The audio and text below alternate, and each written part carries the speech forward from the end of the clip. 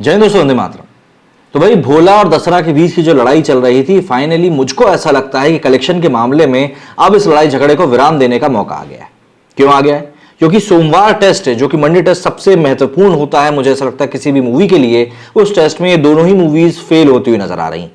हालांकि दशहरा को उसके कम बजट होने का फायदा मिला है, लेकिन भोला जो कि एक तयशुदा पेस से ही आगे बढ़ रही थी, वो वैसे भी ज्यादा एक्सेल कर नहीं पाई और आखिर में मंडे टेस्ट में जो उसका हाल हुआ है वो वाकई बहुत बुरा है।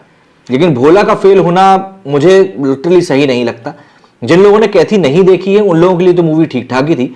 हालांकि इस मूवी में स्टोरी के नाम पर ज्यादा कुछ था नहीं, लेकिन हाँ, एक्शन लवर्स के लिए मूवी काफी अच्छी है।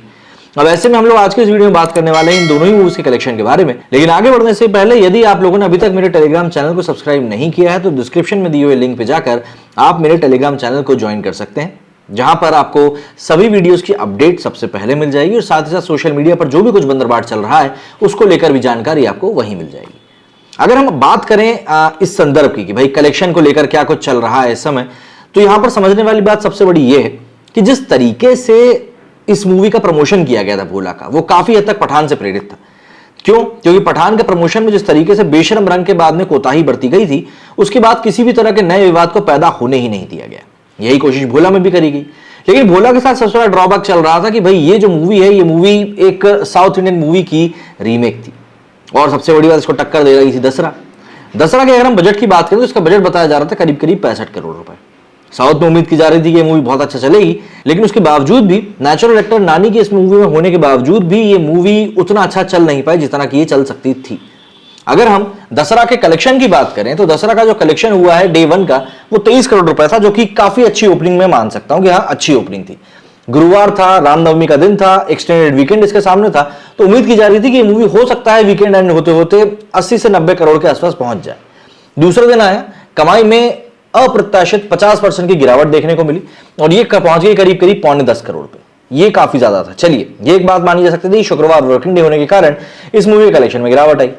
फिर उम्मीद की जा रही थी कि शनिवार और रविवार को इस मूवी का कलेक्शन पक्का बढ़ेगा, लेकिन शनिवार को जब हम इसका कलेक्शन देखते हैं तो ज्यादा कुछ बढ़ा नहीं, मात्र 24% बढ़ के 12 करोड़ के आसपास पहुंच पाया, जो कि कहीं से भी प्रॉमिसिंग नहीं था। और सबसे बड़ी बात यह कि इस मूवी को हिंदी में भी उतना अच्छा ट्रैक्शन मिल नहीं रहा था। मतलब आप देखिए, तीसरे दिन हिंदी मात्र 65 लाख रुपए का कलेक्शन हुआ था। ऐसे में संडे काफी ज्यादा महत्वपूर्ण था और संडे को भी इसका कलेक्शन सिर्फ उतना ही निकल के आया, मतलब 12 करोड़ रुपए, कोई ज्यादा कलेक्शन नहीं निकला। और अब मंडे के जो अर्ली एस्टिमेट्स निकलकर सामने आए उसमें साफ तौर पर 4 करोड़ का कलेक्शन दिखाई दे रहा है। ऐसे में टोटल कलेक्शन इस मूवी का मात्र 61 करोड़ हुआ है।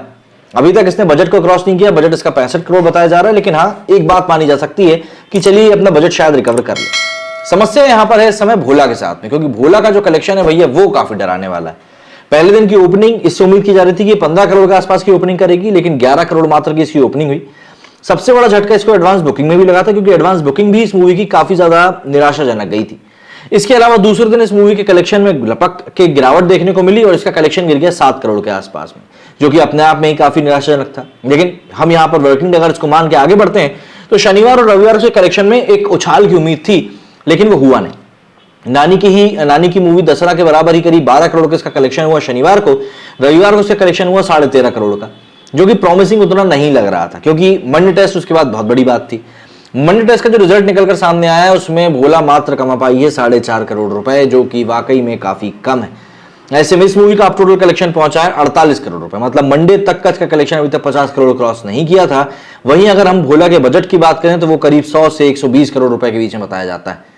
ऐसे में अजय देवगन की मूवी दृश्यम 2 के बाद में इससे काफी उम्मीदें थी कि भाई अजय देवगन की ये मूवी आ रही है, लोग इसको देखने जरूर जाएंगे। काफी अच्छी मूवीज बना रहे थे वो, लेकिन उसके बावजूद भी इस मूवी का कलेक्शन कम करना वाकई में काफी लोगों को झटके जैसा लगा है कि नहीं, ये चीज गलत हुई है। लेकिन मुद्दा यही है कि अजय देवगन की मूवी अगर पैसा नहीं कमाएगी तो फिर बॉलीवुड क्या करेगा? आपका कहना इस बारे में, आपको क्या लगता है कि आखिर क्यों भोला को लोग देखने के लिए नहीं पहुंच रहे हैं? एक तरफ लोग बोल रहे हैं कि नहीं यार मूवी बहुत अच्छी है, लोग देखने जा रहे हैं, लेकिन कलेक्शंस बिल्कुल भी उसकी गवाही उल्टी दे रहे हैं। आपको क्या लगता है, क्या हो सकता है इसके पीछे का कारण? कमेंट करके जरूर बताएं। मेरे स्टूडियो फिलहाल इतना ही। जय हिंद, जय भारत।